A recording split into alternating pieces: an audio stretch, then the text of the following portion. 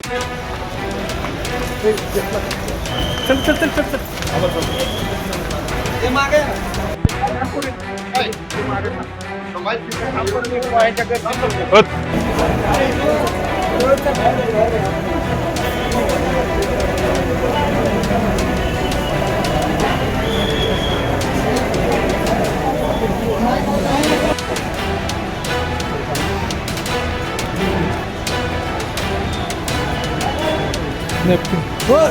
चला चल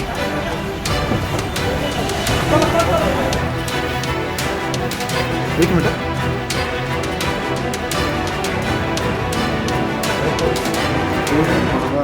आज जिल्हा परिषद साताराच्या अध्यक्ष उपाध्यक्षाच्या निवडीचा कार्यक्रम होता आणि शिवसेना राष्ट्रवादी काँग्रेस आमच्या युतीकडं आम्ही मतदानाला येताना 33 सदस्य एका वाहनातनं आलेलो आपण सुद्धा सगळ्यांनी पाहिलेलं आहे. जे बापूसाहेब शिंदे इथं माझ्याबरोबर उभे आहेत त्यांचं आमच्यातल्याच 2 सदस्यांनी अपहरण केलं अशी खोटी तक्रार पहाटे दाखल केली. आता ज्यांच्या विरुद्ध तक्रार दाखल केली त्यांनी पोलीस स्टेशनला त्यांचा अर्ज दिला. 5 वर्ष जाऊन अर्ज दिला त्यांना की माझं कोणी अपहरण केलं नाही, काही नाही, मी इथेच आहे. आणि एवढं करून पण मला मगाशी कळलं की म्हणजे मला पळवून माझा खून करण्याचा वगैरे प्रयत्न करते असा खोटा आरोप करून अर्ज देऊन त्याच्यामध्ये मला नंतर कळलं जबरदस्ती फोनवरनं धमक्या दिल्या. ज्या बापूसाहेबांच्या बद्दलचा गुन्हा दाखल केला म्हणजे स्वतः ज्याचं अपहरण झाले ती व्यक्ती पोलिसांना जाऊन वाई पोलीस स्टेशनला सांगते की माझं अपहरण झालेलं नाही, मी माझ्या पक्षाबरोबर आहे. आणि आमच्याच पक्षातले युतीमधले 2 सदस्य त्याला आरोपी केलं. आम्ही आतमध्ये गेलो. आपण कदाचित व्हिडिओमध्ये तुमच्या नसल आलं इथं तळमजल्यातलं, पण कामेश कांबळे नावाचे एक राष्ट्रवादी काँग्रेस पक्षाचे सदस्य त्याला इथं दमदाटी केली. इथल्या मंत्री महोदयांनी शिवेंद्रसिंह राजे भोसलेंनी स्वतः त्याला मी घेऊन आत जात असताना त्याला ओढलं. आता ज्या सदस्यांचा संबंध नाही, अमोल मोहिते नगराध्यक्ष त्यांचा काय या निवडीशी संबंध, ते कसे आत आले, फिरोज पठाण त्यांचा काय संबंध, ते सदस्य नाही, ते कसे आत आले. त्या लोकांनी मी त्यांना धरलं असताना तिथनं ओढायचा प्रयत्न केला. आमदार मकरंद पाटील साहेब होते, आम्ही होतो. आम्ही त्याला घेऊन आतमध्ये गेलो. म्हणजे आतमध्ये त्यांना दरवाजेपर्यंत सोडलं. आम्ही बाहेर थांबलो तिथं. आतमध्ये आता आपल्याला सांगितलं सदस्यांनी आमच्या की त्याने हात वर त्यांच्या बाजूने केला नव्हता, तरी सुद्धा 3 वेळा विचारलं हात वर करायचा आहे का, हात म्हणजे काय, आणि त्याचा धरून हात शेजारच्या सदस्यांनी धरून त्यांचा हात वर केला. याचा अर्थ म्हणजे प्रशासन हे पूर्णपणे हे प्रशासन लोकशाहीचा खून करणारं प्रशासन आहे, लोकशाहीचा गळा घोटणारं प्रशासन आहे. मी सांगतो, ज्या 2 सन्मान्य सदस्यांच्या विरुद्ध त्यांनी अपहरणाचं तक्रार केली ते बापूसाहेबांनी स्टेटमेंट पोलीस स्टेशनला दिलं होतं. त्या सदस्यांना आम्ही सभागृहामध्ये त्यांना घेऊन जात असताना मी त्यांना धरलं होतं. आमच्या मांडवे संदीप मांडवेला 10 पोलीस मला ओढत होते. 10 पोलीस, मी पालकमंत्री आहे, राज्याचा मंत्री आहे. आबा तिथं माझ्या मदतीला आले. आबांना 4-4, 10 पोलीस धरत होते. म्हणजे राज्याच्या मंत्र्यांना जर पोलीस आता माझ्या हाताला लागलं, रक्त आलं त्या हातातलं, मी त्याला रुमाल बांधला, ते सगळं होईपर्यंत नंतर पट्टी या ठिकाणी केली. म्हणजे पोलीस सुद्धा घरगाड्यासारखं वागले, घरगाड्यासारखं. ज्यांचं त्याला भारतीय जनता पक्षाच्या घरगाडीसारखं काम सातारा पोलिसांनी केलेले अत्यंत निंदनीय कृत्य आहे, लोकशाहीचा गळा घोटणारं कृत्य आहे. निश्चितपणे याचे पडसाद सातारा जिल्ह्यामध्ये तीव्रपणाने उमटतील. आणि आम्ही जरी महायुती सरकारमध्ये मंत्री असलो तरी शेवटी आमचे पक्ष आहेत, आमच्या पक्षाचं काम करायचा आम्हाला अधिकार आहे.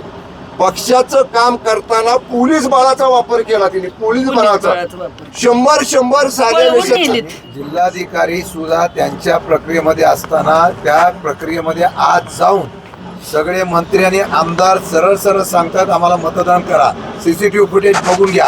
याचा अर्थ प्रक्रियेमध्ये जाऊन आतमध्ये जाऊन जर बोलत असतील तर लोकशाही कुठली राहिली ते.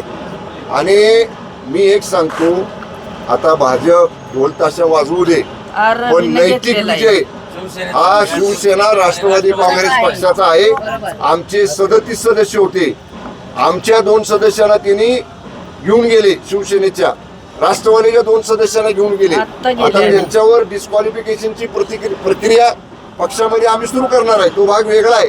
पण अशा पद्धतीनं बहुमत कुणाला दिलं होतं जिल्ह्यानी? 37 सदस्यांना निवडून देऊन राष्ट्रवादी काँग्रेस पक्ष शिवसेनेच्या युतीला सातारा जिल्ह्यानं जिल्हा परिषदेतलं बहुमत दिलं होतं. जनमताचा अपमान, जनमताच्या निर्णयाचा घोर अपमान प्रशासनाच्या, पोलिसांच्या, जिल्हा प्रशासनाच्या मदतीनं भारतीय जनता पक्षाने या जिल्ह्यामध्ये आज केलेला आहे. ठीक आहे, आता त्यांना क्षणिक आनंद मिळेल, पण घोडे मैदान दूर नाही. कलेक्टर साहेबांनी पण त्यांना खूप साथ मोठ्या मोठ्या निवडणुका येणार आहेत इथनं पुढच्या काळामध्ये. त्यावेळी मग जी भूमिका शिवसेनेला घ्यायची ती शिवसेना घेईल, जी राष्ट्रवादी काँग्रेस पक्षाला घ्यायची ती राष्ट्रवादी काँग्रेस पक्ष घेईल. पण मी आपल्याला सांगतो, मान्य आबा इथं आहेत, मी आहे, आम्ही दोन्ही मंत्री आहोत. येणाऱ्या मंत्रिमंडळाच्या बैठकीमध्ये हा विषय आम्ही संपूर्ण राज्याच्या मंत्रिमंडळापुढे मांडणार आहोत.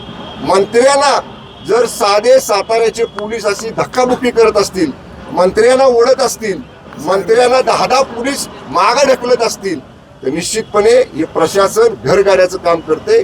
या प्रशासनाचा निश्चितपणे आम्ही तीव्र निषेध करतो आणि जिल्ह्यामध्ये याचे कडक पडसाद आपल्याला उमटतील. सदस्यांवर अपात्रतेची कारवाई ही निश्चितपणानं होणारच. ज्या पद्धतीनं आता पालकमंत्र्यांनी सांगितलं की मेजॉरिटी आमची होती, परंतु या चव्हाण साहेबांच्या सातारा जिल्ह्यामध्ये आज लोकशाहीचा किंबहुना आजपर्यंतच्या राजकीय इतिहास जो या जिल्ह्याला होता त्याचा खून खऱ्या अर्थानं झाला. म्हणजे आजपर्यंत या जिल्ह्यामध्ये अनेक संघर्ष राजकीय झाले, अनेक पक्षांचे झाले, नेत्यांचे झाले, परंतु इतक्या खालच्या पातळीवर राजकारण या जिल्ह्याचं याच्यापूर्वी कधीही झालं नाही. आणि आज त्या अतिशय हीन पातळीवर येऊन आज या ठिकाणी जिल्हा परिषदेमध्ये राजकारण केलं गेलं. डॉक्टर बाबासाहेब आंबेडकरांनी जी संहिता घालून दिली त्या संहितेला सुद्धा आज काळिमा फासला गेला. इतकं मेजॉरिटी होती, लोक आमची ठाम होती आणि पोलीस बळाचा वापर करून खोटे नाटे गुन्हे दाखल करून, म्हणजे जी व्यक्ती 5:30ला पोलीस स्टेशनला जाऊन जबाब देते स्वतः फिजिकली, त्या व्यक्तीच्या नावानं परत 6:30ला खोटा गुन्हा आणि दाखल केला जातो. 2 सदस्य आमचे की त्यांनी यांना उचलून नेलं, त्यांचा खुनाचा प्रयत्न अपहरण करून करायचं चालवलंय, अशा पद्धतीचा गुन्हा खोटा दाखल केला आणि अक्षरशः वरच्या सभागृहाच्या तिथपर्यंत गेलेले सदस्य आमचे पोलिसांनी अक्षरशः हातापायी आमची झाली. 2 मंत्र्यांच्या जर अंगावर पोलीस येत असतील तर ह्याच्यापेक्षा या महाराष्ट्राचं दुर्दैव असूच शकत नाही असं मला म्हणायचं. हाच प्रश्न लागू नये. अशी जर घटना आपल्या सातारा जिल्हा परिषद घडत असेल तर आपण सरकारमध्ये का राहावं, असल्या भाजपच्या लोकांबरोबर का राहावं, हा प्रश्न सामान्य जनतेला पडलेला आहे. भाजप, भारतीय जनता पार्टी अशा एक मिनिट. आजचा निकाल लोकशाहीतून 33 आणि 32 झालेला आहे. एका मताने आमची सीट 100% अध्यक्ष उपाध्यक्षाची निवडून झालेली आहे आणि हे ज्यावेळेला होत नाही म्हटल्यानंतर हे केलेलं षडयंत्र आहे. त्यामध्ये प्रशासन, त्यामध्ये पोलीस यंत्रणा सगळे सामील आहेत. आणि ऐका, सामील आहेत. विशेषतः ज्या पद्धतीने लोकशाहीमध्ये आजही कोर्टाचे निर्णय आहेत की मतदानाचा अधिकार बजावण्याचा अधिकार असताना सुद्धा पोलिसांनी मतदानाला वरती आलेल्या असलेल्या सदस्यांना नेणं हे लोकशाहीचा घटक नाही. कारवाई कायदेशीर होईल, रस्त्यावरची पण होईल. आणि मला वाटतं की सातारा जिल्ह्याच्या यशवंतराव चव्हाणांच्या भूमीमध्ये ह्या पद्धतीचं आजपर्यंत राजकारण पाहिलं नाही, ते भाजपने करून दाखवलंय. आणि मला वाटतं आज आमच्या महिला भगिनी आहेत, त्या महिला भगिनी अक्षरशः पहिली वेळ आल्यानंतर त्यांना रडायला आलं की अशा प्रकारची कधी प्रक्रिया बघितली नव्हती. आणि मला अभिमान आहे, आमचे सदस्य ठाम राहिले, विकले गेले नाहीत. परंतु तरी सुद्धा ज्या पद्धतीने सत्तेचा दुरुपयोग करून ज्या पद्धतीने निवडणूक केलेली आहे त्याचा निश्चितपणे निषेध करतो. पण आमचा विजय लोकशाहीने झालेला आहे, मी ठामपणे सांगतो. मुळातच आपण पाहिलं की जिल्हा परिषद आणि पंचायत समितीच्या निवडणुका भारतीय जनता पक्ष विभागात शिवसेना वेगळी लढली, राष्ट्रवादीची वेगळी लढली, काय म्हणतात त्यांची युती होती मला माहिती नाही.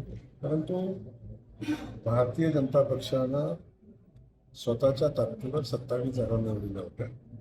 एक आमचा सहयोगी सदस्य आमच्या विचारात असेल, 28 जागा आमच्या भारतीय जनता पक्षाच्या होत्या. तेव्हा भारतीय जनता पक्ष हा जिल्ह्यातला सगळ्यात मोठा पक्ष, राज्यात आहे, देशात आहे, जिल्ह्यातला जिल्हा परिषदेचा सगळ्यात मोठा पक्ष होता. पहिल्या दिवसापासून आमची भूमिका हीच होती की भारतीय जनता पक्षाचा अधिकार आहे जिल्हा परिषद अध्यक्ष होणं. तेव्हा महायुती म्हणून हे सगळे एकत्र यावे अशी आमची भावना होती. परंतु निकाल लागल्यानंतर काही लोकांना अहम होता, काही लोकांनी आमची चेष्टा करायला होती, काही लोकांनी आणखी वेगवेगळ्या पद्धतीनं हसण्याचा प्रयत्न. मला आधीचं काही बोलायचं नाही, त्या ठिकाणी मी एवढंच सांगतो, हा जिल्हा स्तरावरचा विषय होता. राज्यामध्ये आमची माहिती आहे, आम्ही शोधतो. पण इथं पोलीस यंत्रणेचा असेल किंवा प्रशासनाचा वापर करण्यात आला असा आरोप शंभूराज देसाईंनी केलाय, मकरंद पाटलांनी केलाय. याच्याबाबत मंत्रिमंडळाच्या बैठकीत सुद्धा ते बोलणार आहेत. आपण पाहिलं असेल, जिल्हा परिषदेमध्ये निवडणूक असताना, चालू असताना ज्या पद्धतीनं मंत्र्यांची शिबिराळ चालू होती, ज्या पद्धतीनं पोलिसांना शिबिराळ केली गेली, ज्या पद्धतीनं लोकांच्यावर अधिकाऱ्यांना ज्या पद्धतीने शिबिराळ केली, हे कुठल्या नाही व्यवस्थेत बसतं. त्यामुळं या सगळ्या व्यवस्थेला वेतीला धरण्याचं काम कोण करतं हे बोलण्याची वेळ येऊ नये अशी माझी इच्छा आहे. इथं काय परिस्थिती आहे, लहान लहान मुलांना माहिती आहे कोण कोणाला वेतीला धरतं, त्याच्यावर मी बोलणार नाही, वेळ आल्यावर ते गोष्टी होते. पण माझं म्हणणं आहे की प्रशासनानं प्रशासनाचं काम केलं आहे, पोलिसांनी पोलिसांचं काम केलं. तेव्हा काय झालं, आता तुम्ही कंप्लेंटचा विषय सांगा, सदस्य राष्ट्रवादीचा, मुलगा राष्ट्रवादीचा, कंप्लेंट कोणी केली, आमचा काय संबंध. तेव्हा विषय त्यांच्या अंतर्गत विषय आहे आणि त्या परिस्थितीमध्ये त्यांच्यामध्ये झालेला तो विषय आहे, आमचा त्या व्यवस्थेचा काही संबंध नाही. आता सुरुवात ही भाजपनं केली आहे, त्यामुळे आता शेवट हा राष्ट्रवादी आणि शिवसेना करेल असं पालकमंत्र्यांनी एक इशारा दिला आहे. आता ती खूप मोठे माणसं आहेत, त्यांच्यावर बोलण्यात माझी उंची नाही आहे.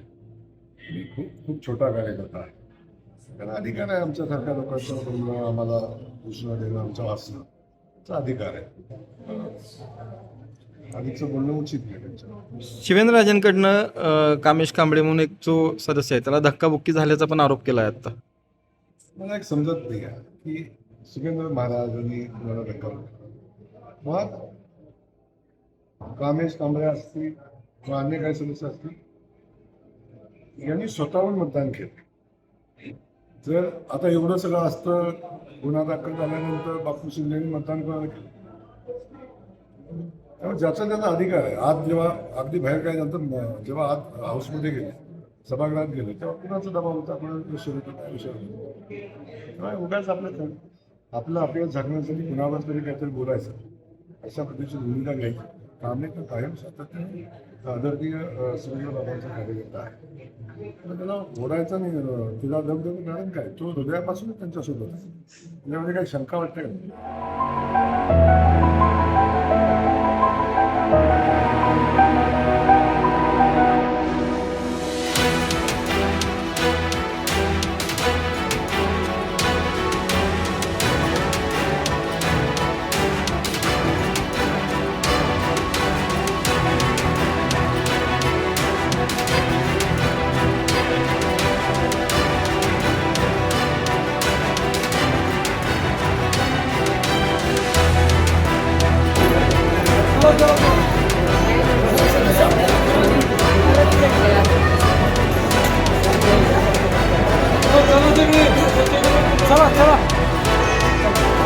चला कमी करा, चला.